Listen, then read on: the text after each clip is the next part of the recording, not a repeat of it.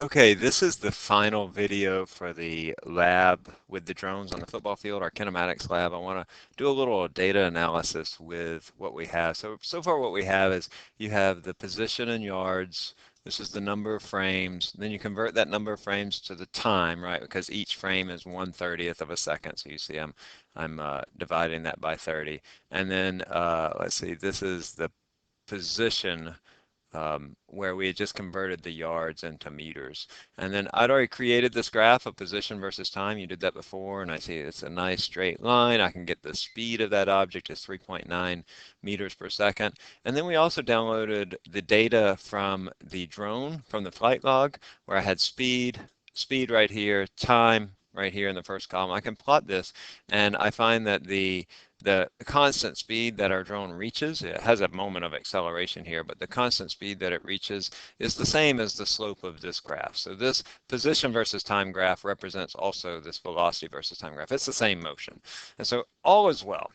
So I want to return to this velocity and time data that we have from the flight log. Your data will look something like this. Actually, your time intervals are going to be much, much smaller. I've just taken the whole seconds here just to make it simpler to see. I want to calculate two things that include the integral. So this is the integral of v with respect to t. So that is, I want to take the area of the velocity versus time graph. And that's what this is. This takes the area of the velocity versus time graph. Look, I've made a little graphic here that shows you how to do this. So this is my data right here, and the area then, the area of my velocity versus time graph, I'm just going to add it up piece by piece. And so area is going to include the average of these two values. That's my y-axis, my rise, if you will, or it's not my y-axis.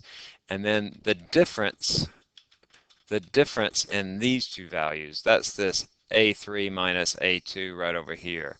And then in order to just keep a running total, I'm going to add C2. So let me show you where. So I'm going to do equals B3 plus B2 divided by 2. That takes the average of B3 and B2. And then I multiply it times the X interval. That's going to be A3 minus A2. And then in order to keep a running total, I add the previous distance so that I'm not giving the distance for each interval, I'm keeping the total distance. And then that gives me the distance. I can just copy and paste that all the way down. And now if I plot t versus x, I'm going to select these two columns and go to Insert. I'm going to go to the charts. I'm going to do a scatter graph. I can see that my graph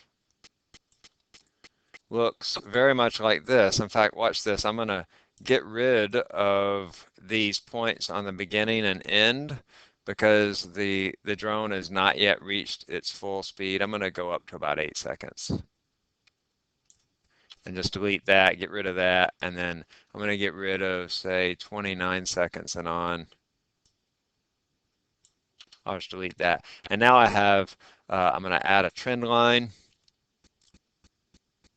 Where is it? Linear. I want to display the equation on the chart, display the r squared value on the chart, and then I get 3.96 meter is my slope, and that compares to this 3.91. I'm going to want you to report those two values for the slope of that position versus time graph. Now, these are two independent measurements of the position versus time graph. This was the position that we took from our video, so just looking at it on the football field.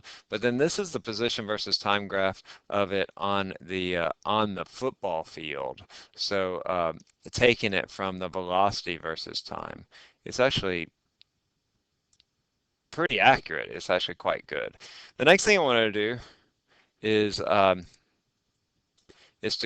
find the acceleration of this object. Let's see. I'm going to get my data back. There we go. I want that data back.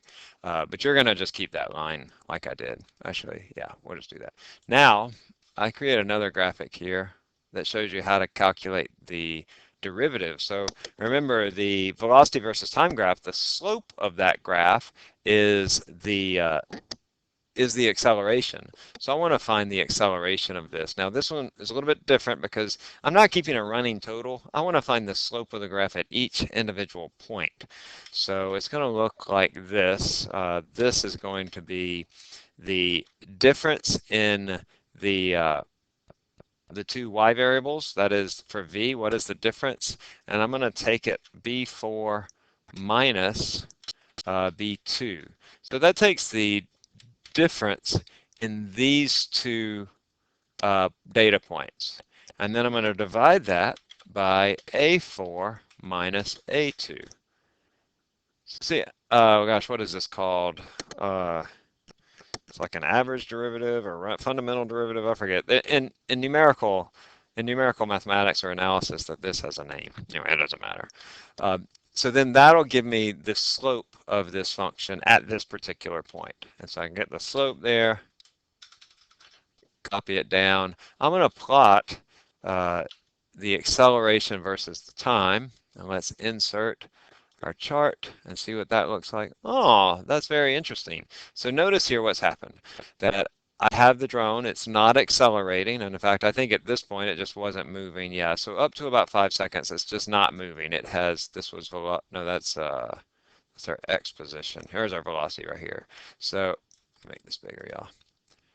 So up until 5 seconds, it's just not moving, and then it starts to speed up. And so over this interval from 5 to 10 seconds, notice that it speeds up really quickly right at first, and then the acceleration gets to a maximum, and as it reaches its maximum speed, the acceleration decreases. The speed is still increasing, but it's increasing at a lower rate. And you can see that how the slope here is really big, and then the slope begins to get smaller, until finally it gets to a zero slope. That is where the acceleration is equal to 0. And then when we get over here to the end, that's where we see this big acceleration, but in the negative direction. That is where it's traveling in the positive direction, but now it's slowing down, and so its acceleration is in the negative direction. So I want to see these plots as well. And then I'll try to have a worksheet for y'all where you're recording various things like the slope and what have you. But I want to see all these plots for your two scenarios where you're going at a high speed and a low speed. That's the 15 kilometers per hour and the 30 kilometers per hour. This is fun. Y'all are going to like this. Well, you might not like it, but I like it. It's kind of fun to get in, to look at the data, and to do these things that you might do in calculus, some of you anyway, and apply them in a real world situation like this. Anyway, I'm excited about it.